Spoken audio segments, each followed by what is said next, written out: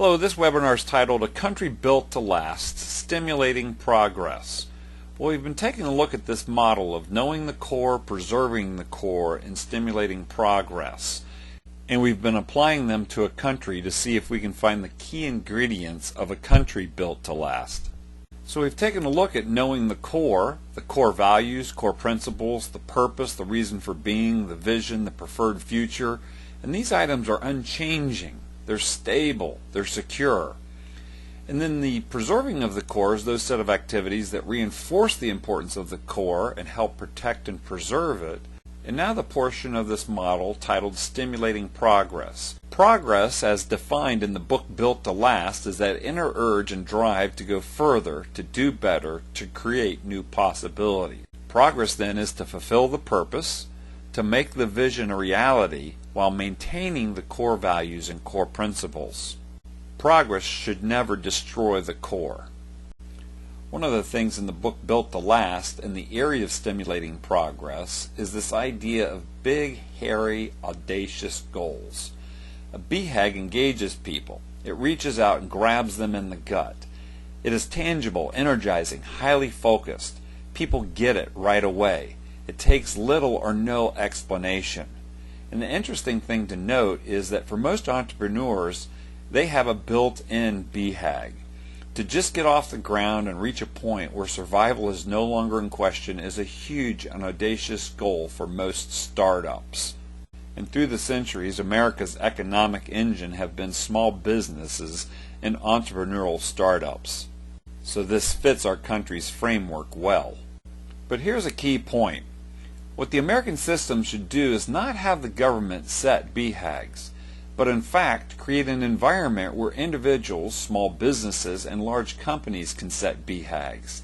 This is the model that helped the U.S. become the economic engine of the world. The U.S. BHAG is to create an atmosphere where the human spirit, through millions of individuals, small businesses, companies, nonprofits, and others, can set and pursue BHAGs in an environment where they can flourish. An environment where 350 million people are released to pursue their dreams. Consider these remarks from a national political figure and how they capture these ideas. I'm not going to name the figure or their party in order to keep your political persuasion from really considering the words of these remarks. Several years from now, the United States will celebrate the 250th anniversary of our founding. 250 years since the day we declared our independence. It will be one of the great milestones in the history of the world. But what will America look like as we reach our 250th year? What kind of country will we leave for our children? Hopefully the 250th year for America will see a world that is more peaceful, more just, and more free. On our 100th anniversary in 1876, citizens from across our nation came to Philadelphia to celebrate America's centennial. At that celebration, the country's builders and artists and inventors showed off their creations. Alexander Graham Bell displayed his telephone for the first time. Remington unveiled the first typewriter. An early attempt was made at an electric light. Thomas Edison showed an automatic telegraph and an electric pen. Imagine the wonders our country could know in America's 250th year. Think of the marvels we can achieve if we simply set free the dreams of our people. Cures to illnesses that have always plagued us are not too much to hope. American footprints on distant worlds are not too big a dream. Millions lifted from welfare to work is not too much to expect. And streets where mothers are safe from fear, schools where children learn in peace, and jobs where Americans prosper and grow are not too much to ask. This is our vision, this is our mission, but we can only get there together. We are one people with one destiny, we all bleed the same blood, we all salute the same flag, and we are all made by the same God. And when we fulfill this vision, and we celebrate our 250 years of glorious freedom, we will look back on tonight as when this new chapter of American greatness began. The time for small thinking is over. The time for trivial fights is behind us.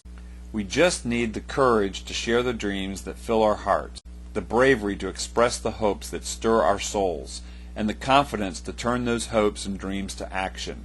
From now on, America will be empowered by our aspirations, not burdened by our fears, inspired by the future, not bound by the failures of the past, and guided by our vision, not blinded by our doubts.